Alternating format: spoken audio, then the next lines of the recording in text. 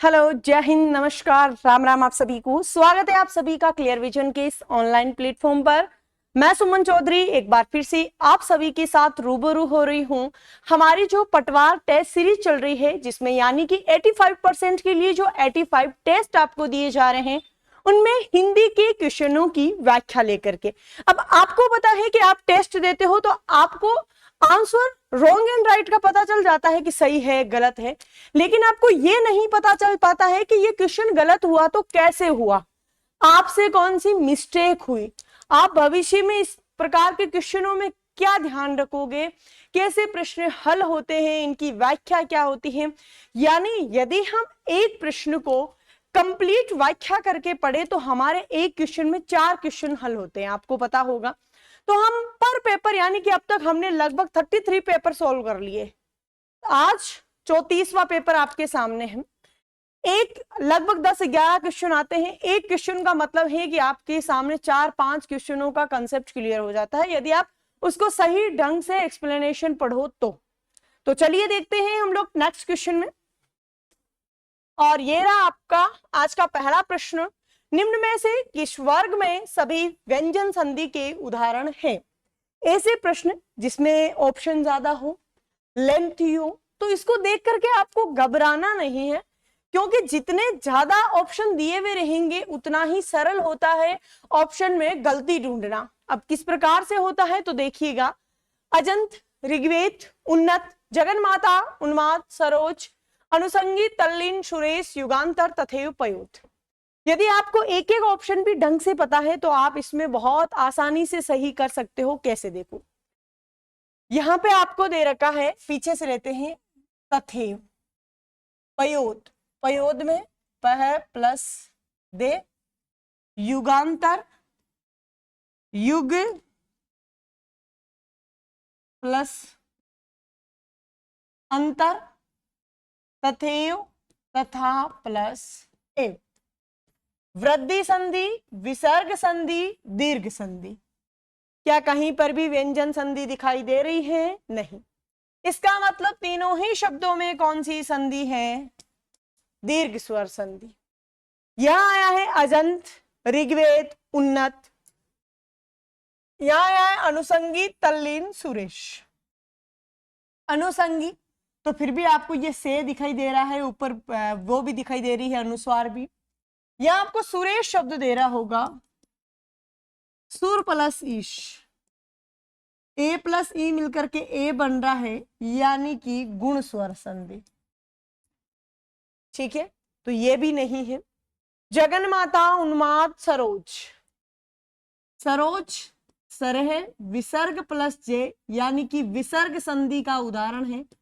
तो इसका मतलब ये दो तो बिल्कुल सही है, व्यंजन का ही है, जैसे कि जगत प्लस माता और उत प्लस मात, लेकिन इनमें एक विसर्ग संधि का है, इसलिए ऑप्शन ए भी कट होता है। नेक्स्ट, अजंत, ऋग्वेद, उन्नत।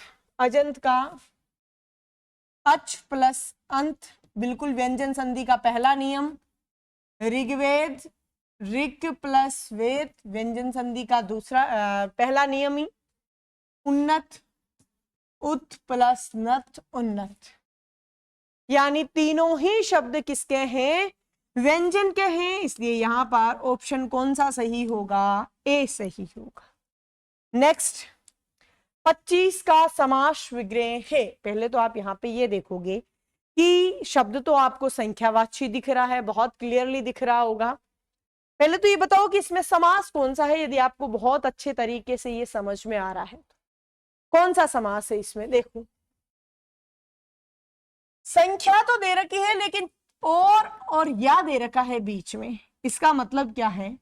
इसका मतलब द्विगु समास तो नहीं है। ये किस समास का उदाहरण है?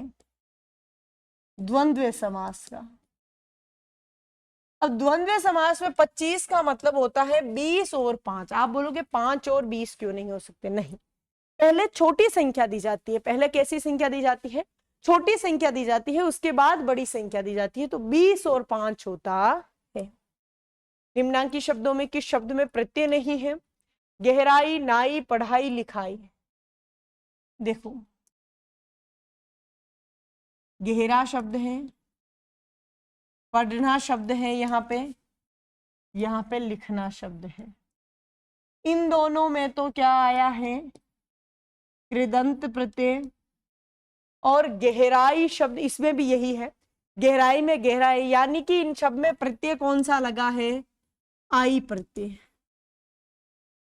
जबकि नाई तो मूल शब्द है, जो कि तद्भव शब्द है और जिसका तत्सम शब्द होता है नापित। तत्सम शब्द क्या होता है, Napit. Option number B correct होगा। निरुजता का विलोम है, निरुजता का विलोम क्या है बताइएगा। ऑप्शन दे रखा है, मलिन, रुग्णता, कोमल और स्वस्थ, क्या होगा बताइए।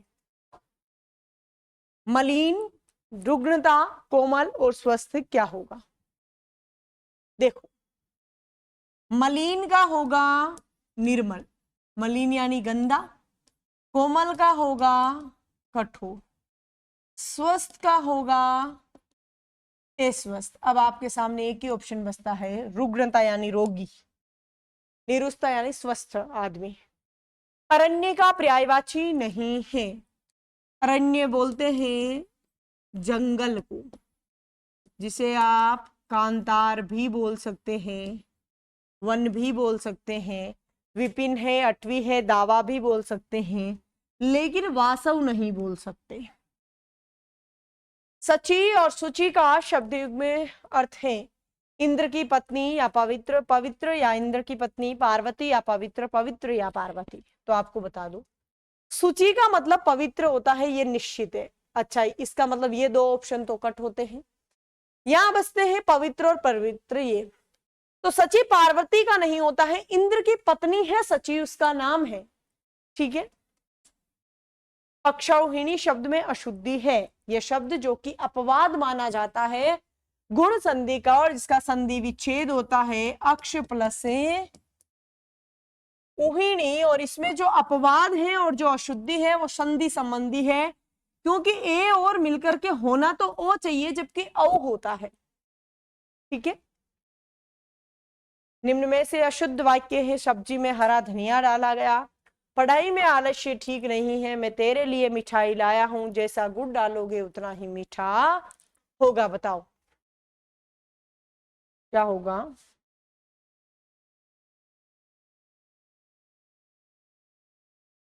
जब हमें शुद्ध और अशुद्ध पूछते हैं तो हमें चारों ही ऑप्शन शुद्ध लगते हैं और चारों ही ऑप्शन अशुद्ध लगते हैं। सब्जी में हरा धनिया डाला गया, बिल्कुल सही है। आप सोच रहे होंगे हरी क्यों नहीं है, नहीं, धनिया शब्द पुल्लिंग है इसलिए हरा ही आएगा। पढ़ाई में आलस्य ठीक नहीं है, बिल्कुल करेक्ट है। मैं तेरे लिए मिठाई लाया हूं, बिल्कुल करेक्ट है। यहां चौथा ऑप्शन देखो, ये आपके अकॉर्डिंग सही हो सकता है। मैं हमेशा बोलती हूं, एक होती है प्रचलित भाषा जिसमें आप और हम लोग बात करते हैं, और एक होती है मानक भाषा जिसमें हम लोग पढ़ाई करते हैं। शुद्धिकरण के मामले में हमेशा मानक भाषा शुद्ध मानी जाती है, प्रचलित भाषा नहीं मानी जाती। बोलने में भले ही आप ऐसे भी बोल सकते हो, कोई गलत नहीं है, लेकिन यहाँ पे संयोजक शब्द संबंधी अशुद्धि, जैसा के साथ में वैसा का प्रयोग होता है। तो यहां होगा जैसा गुड़ डालोगे वैसा मीठा होगा। अगर उतना लगाना है तो उतना के साथ में जितना लगाना होगा, कि जितना गुड़ डालोगे उतना ही मीठा होगा। यहां पर संयोजक शब्दों का सटीक प्रयोग नहीं हुआ, इसलिए ऑप्शन नंबर डी क्या है, अशुद्ध है। पैर फैलाकर सोना मुहावरे का सही अर्थ है सुविधा पूर्वक सोना, निश्चिंत हो जाना, गहरी निद्रा में सोना और दूसरों की अपेक्षा। पैर फैलाकर सोना का मतलब यही है, जैसे एक आता है घोड़े बेचकर सोना या पैर फैलाकर सोना, बिल्कुल करेक्ट है कि निश्चिंत होकर यानी टेंशन फ्री होकर सोना। वीजा के लिए हिंदी पारिभाषिक शब्द है प्रशंसा पत्र, प्रवेश पत्र, अभिशंसा पत्र और परिपत्र। यहां लिख लेना, टाइपिंग मिस्टेक है। ठीक है। तो देखो, ना तो प्रशंसा पत्र है, ना अभिशंसा पत्र, ना प्रवेश पत्र, क्या होता है, परिपत्र। नेक्स्ट, ऊपर जाने वाला श्वास क्या कहलाता है, उच्छिष्ट, उत्क्षिप्त, उच्छ्वास, उठच, क्या होगा। देखो, उच्छिष्ट उत प्लस शिष्ट से बना है, संधि व्यंजन संधि है, अर्थ होता है जूठा भोजन जो हम थाली में छोड़ते हैं। उच्छ्वास और उटच और उत्क्षिप्त क्या होगा, बताओ आप मुझे।